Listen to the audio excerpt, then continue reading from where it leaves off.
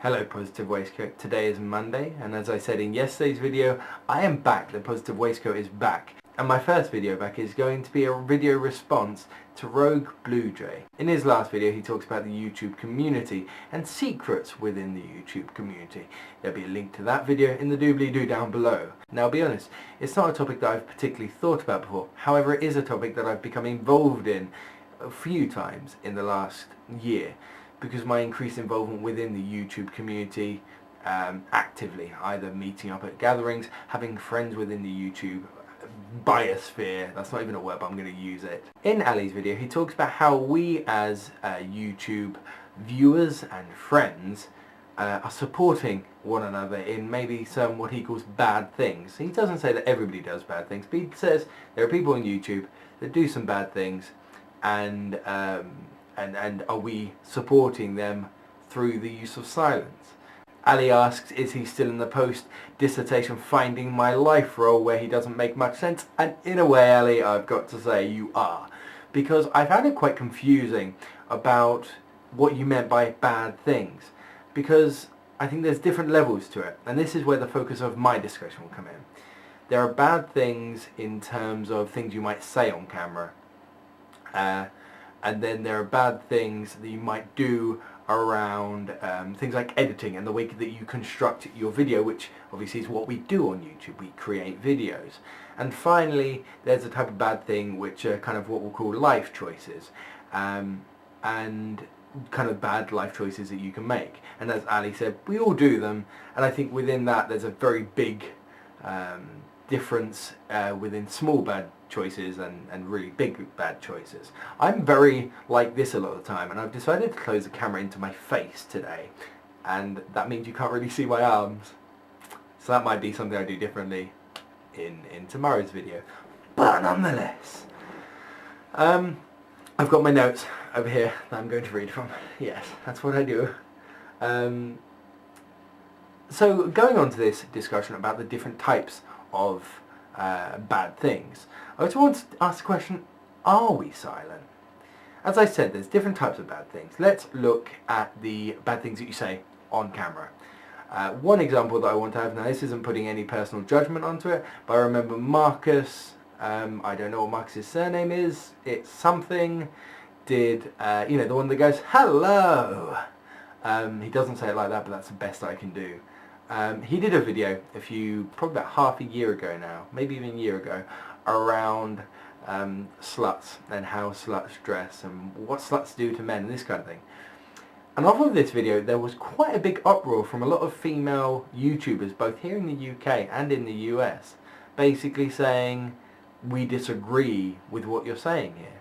And that got taken, and then it turned into a discussion as a whole around the way society looks at women and looks at women that dress up and go out, and the way they look at this idea of slut.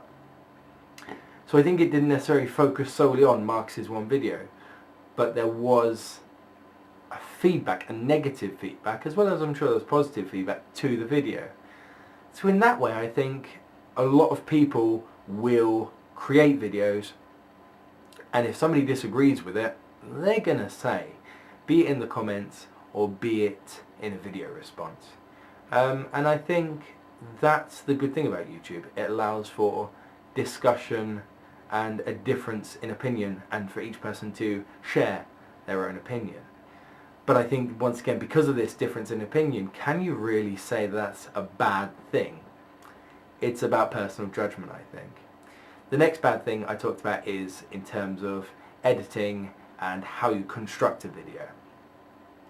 I think a lot of that is about the YouTube community in terms of friendships we make. I'm a member of the Facebook group YouTube community, once again link in the down below, and within that community I share out my videos. I'll share out this video. I get a lot of feedback from people on that Facebook group, as well as personal messages from my friends that are on that Facebook group telling me, you know, how I could improve on videos, how, you know, new topics to cover. And I've been on site, you know, I've gone out and I've done collaborations with people off of that group, where I learned so much. Some of the clips won't actually turn into anything because it was for a a practice channel, which I'm still going to do, but I'm going to do in a different way. But I learned so much about how to edit and how to set up a shoot and all this kind of thing.